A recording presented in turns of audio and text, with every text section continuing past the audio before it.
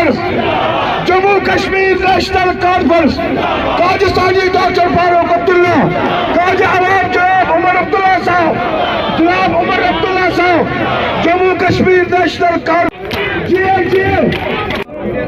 बुझो हम बात क्या छुड़ा साहब, उसके बाद 15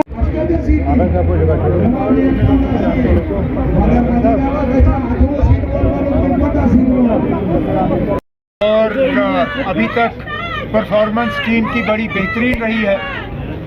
हम यही उम्मीद करते हैं कि फाइनल तक यही परफॉर्मेंस रहे और ट्रॉफी जीत के वापस आ जाए। सर, एलजी साहब ने जो कल कहा था कि डेलिमिनेशन जब कंप्लीट होगा तो वार्ड्स के लोग से फिर वो हो जाएंगे। मैं ये जानना चाहूँगा ना, आपको अब डिलिमिटेशन याद आया जब हमें पहले ही से ही पता था कि इनका टर्म 5 साल का होता है।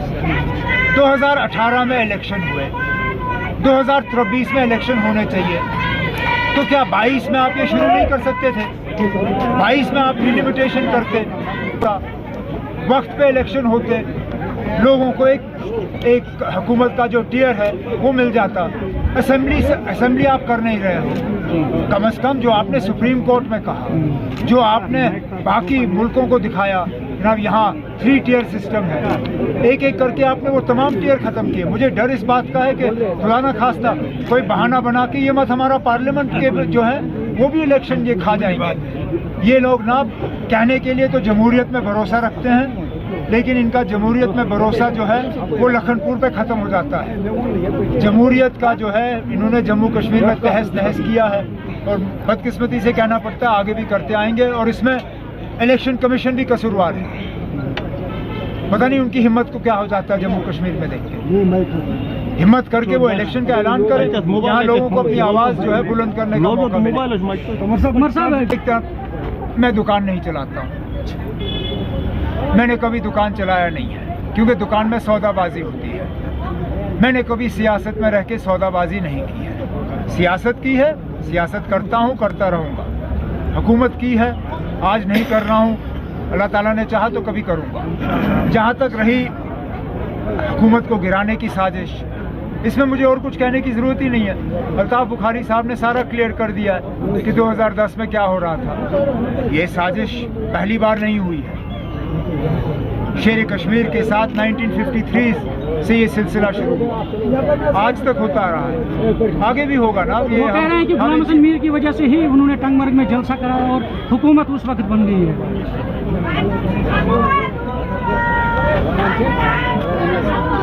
मैं क्या कह सकता हूँ ना, जहाँ तक मुझे याद है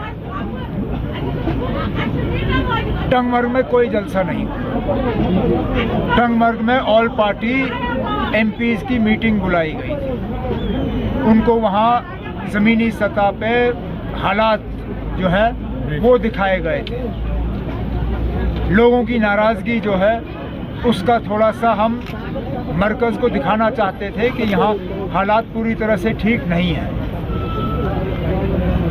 जलसा मुझे याद नहीं है, ना कोई जलसा वहाँ हुआ। टंगमर्ग जला और बुरी तरह से जला। जलाने वाले कौन थे वो भी अगर अल्ताफ़ बुखारी साहब फिर बताएं वो भी अच्छा होगा, क्योंकि वो भी शायद फिर 2010 की साजिश के साथ जुड़ा हुआ है। और कुछ तो सर आर्मी ऑफिसर जनाब, इतनी हिम्मत है मुझे कि इंडिया अलायंस में रह के मैं कांग्रेस के बारे में कुछ कह सकूं। बुखारी साहब बीजेपी के दोस्त हैं इसलिए बीजेपी के बारे में कुछ कहते नहीं हैं। एलजी साहब के दोस्त हैं इसलिए एलजी साहब के बारे में कुछ कहते नहीं। ये हमारी जिम्मेदारी बनती है कि हम बीजेपी के बारे में भी कहते हैं, एलजी साहब के बारे में भी कहते हैं और फिर कांग्रेस के बारे में कहते हैं। लेकिन अब जो गलत है वो गलत है। जो कर्नाटक में हुआ वो गलत हुआ, और वो सिर्फ मुसलमानों के लिए गलत नहीं हुआ, सरदारों के लिए भी गलत हुआ। आप मुझे बताइए ना, आप ये ऑर्डर कैसे जारी करेंगे सरदार बच्चों के खिलाफ? क्या उनके पगड़ी उतारेंगे आप? बताएं मुझे, क्योंकि उसमें कहा हुआ है कि आप सिर ढक नहीं सकते, आप अपने कान जो है कवर नहीं कर सकते, कोई हेड गियर नहीं होना चाहिए। क्या कर्नाटक में कोई सरदार बच्चा जो है वो अब इम्तिहान नहीं दे सकेगा? हमारी बच्चियों के साथ तो ये कर्नाटक में पहली बार नहीं हुआ है, और हुकूमत ने कहा ये सिर्फ हिजाब के बारे में नहीं है। ठीक है, नहीं है, सरदार बच्चे क्या करेंगे? क्या उनकी पगड़ी उतारोगे आप इलेक्शन ये एग्जामिनेशन सेंटर में अंदर जाने के से पहले? बताएं ना। ये हमने किसी पार्टी को निशाना नहीं बनाया, हम उस ऑर्डर के खिलाफ हैं। अगर कांग्रेस हुकूमत कर रही है, अगर निशाना उन पर पड़ता है तो मैं उसके लिए माफ़ी नहीं मांगूंगा। उमर साहब एन वक्त पे जब फैसला करना होगा पार्टी इस पे बैठ